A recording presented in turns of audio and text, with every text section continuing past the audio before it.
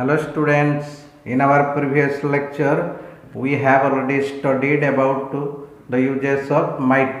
Today we shall study the uses of must. Okay. Number 1, to express duty. Duty को express करने के लिए, duty को अभिव्यक्त करने के लिए या व्यक्त करने के लिए मस्ट का प्रयोग किया जाता है। जैसे everyone must do his duty, प्रत्येक को अपना कर्तव्य करना चाहिए या कर्तव्य करना होगा। ठीक है क्या? ए जज मस्ट बी अपराइट, एक जज को अपराइट होना चाहिए या अपराइट होना होगा, तो ये ड्यूटी है।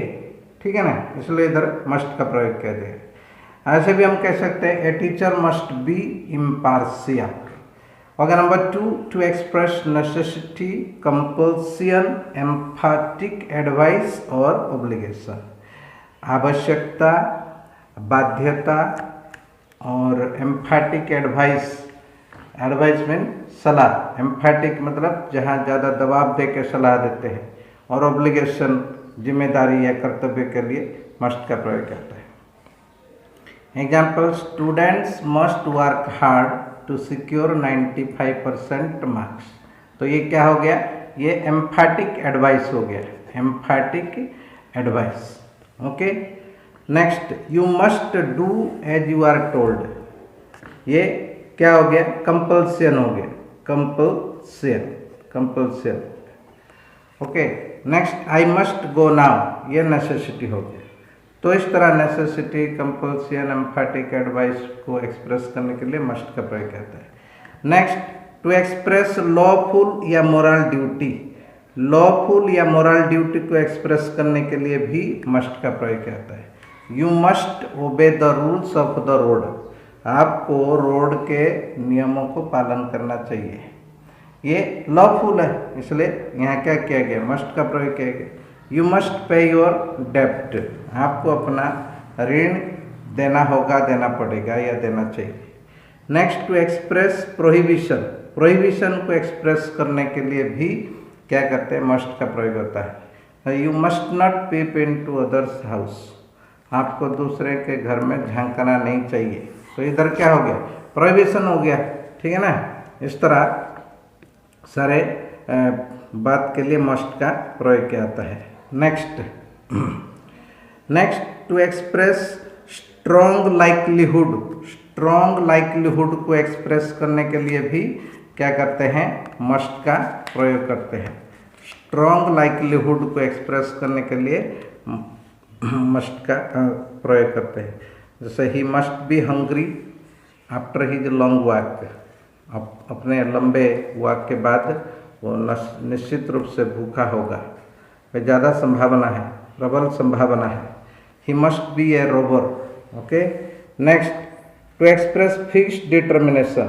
फिक्स्ड डिटर्मिनेशन को भी एक्सप्रेस करने के लिए मस्ट का प्रयोग करता है। जैसे we must go, I must win the first prize this time, we must firmly deal with the antisocial elements, we must firmly deal with the antisocial elements. Okay. हाँ, और मस्ट का कहाँ प्रयोग किया जाता है हम देखते हैं। Next, to express written orders और इंस्ट्रक्शंस।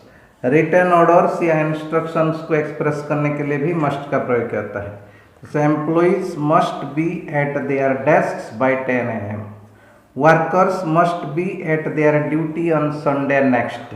ये इस तरह ऑर्डर्स या इंस्ट्रक्शन से, रिटर्न ऑर्डर्स या इंस्ट्रक्शन से, इसलिए इसमें मस्ट का प्रयोग किया गया।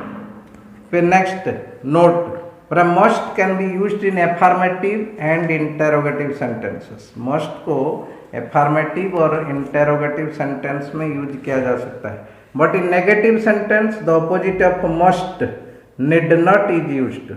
नेगेटिव सेंटेंस में ये जो मस्ट का अपोजिट है नीड नॉट, इसका प्रयोग किया जाता है। जैसे example, must see come tomorrow, क्या उससे कल आना चाहिए? यस सी मस्ट, ये पॉजिटिव हो गया, मस्ट लगा। नो सी नीड नॉट, यहाँ नेगेटिव के लिए क्या प्रयोग किया गया? नीड नॉट का प्रयोग किया गया। Next, must can be replaced by has to या हैव टू या इज नॉट टू या वाज नॉट टू, इस तरह मस्ट के बदले में हम has to, have to, is not to इस तरह हम प्रयोग कर सकते हैं।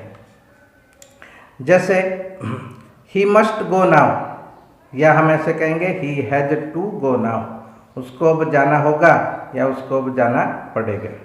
Next, you must obey your officer, आपको अपना ऑफिसर को मानना चाहिए, मानना होगा। You have to obey your officer. He must not go there, he must not go there, he is not to go there. Okay, so इस तरह ये सारा मस्ट का प्रयोग था। Now ought to, now ought to का प्रयोग पढ़ते हैं। So ought to is equal to should, ought to means चाहिए, शुड मीन्स भी चाहिए। और वेयर वी यूज्ड शुड, जहाँ हमने शुड का प्रयोग किया, there we shall use ought to, वहीं हम ऑट टू का प्रयोग करेंगे। But the difference is that after fill up if there is to, अगर फिलअप के बाद टू है, देन चाहिए के अर्थ में वी शैल यूज ऑट, तो हम ऑट का प्रयोग करेंगे। अदरवाइज अगर फिलअप के बाद टू नहीं है तो हम शुड का प्रयोग करेंगे। Okay, did you understand? Next, क्या रूल है? बोला to express moral duty, obligation, desirability. Moral duty, obligation या डिजायरेबिलिटी को एक्सप्रेस करने के लिए ऑट टू का प्रयोग किया जाएगा। जैसे you ought to respect your elders, तो अगर ये खालिस्तान के बाद टू होगा तब तो हम ऑट भरेंगे। अगर खालिस्तान के बाद टू नहीं है, अगर ऐसे है you dash respect your elders, तो ये मोरल ड्यूटी, ऑब्लिगेशन, डिजायरेबिलिटी क्या लग जाएगा? शुड का प्रयोग होगा। ठीक है ना?